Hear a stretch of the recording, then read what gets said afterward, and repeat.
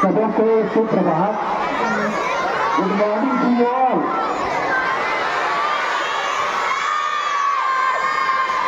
सबों को, हमारे छात्रों, हमारे शिक्षकों को प्रकाश पर्व की हार्दिक हार्दिक शुभकामनाएं। खास करके हमारे विद्यालय में जो सिख धर्म के मानने वाले बच्चे हैं और शिक्षक और शिक्षिकाएं हैं, उनको बहुत बहुत शुभकामनाएं।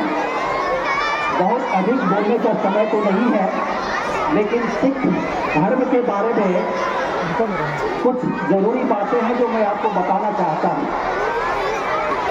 सिख शब्द की उत्पत्ति संस्कृत से हुई है। सिख शब्द की उत्पत्ति कहां से हुई है? संस्कृत से, जिसका मतलब होता है शिष्य।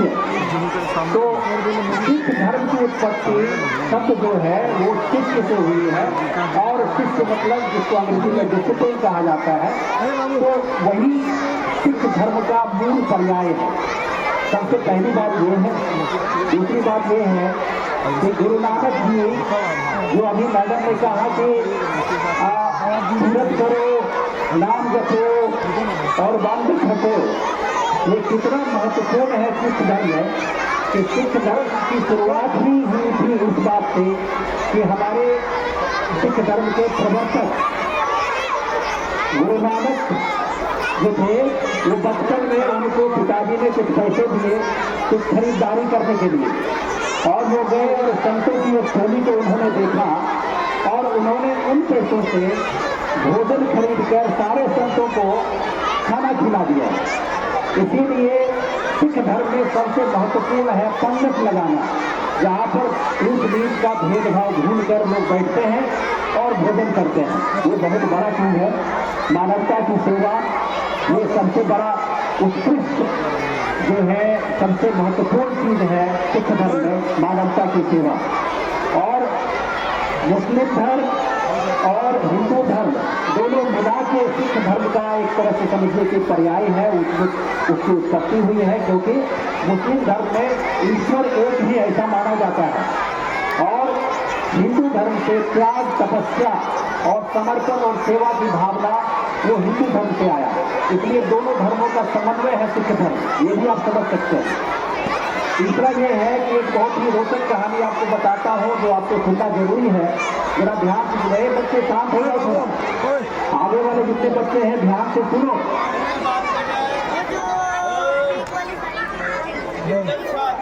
गुरु नानक जी की मृत्यु का जब समय आया तो हिंदू धर्म और मुस्लिम धर्म के मानने वाले लोगों ने आपस में विवाद करना शुरू कर दिया कि इनको दफनाया जाएगा या जलाया जाएगा।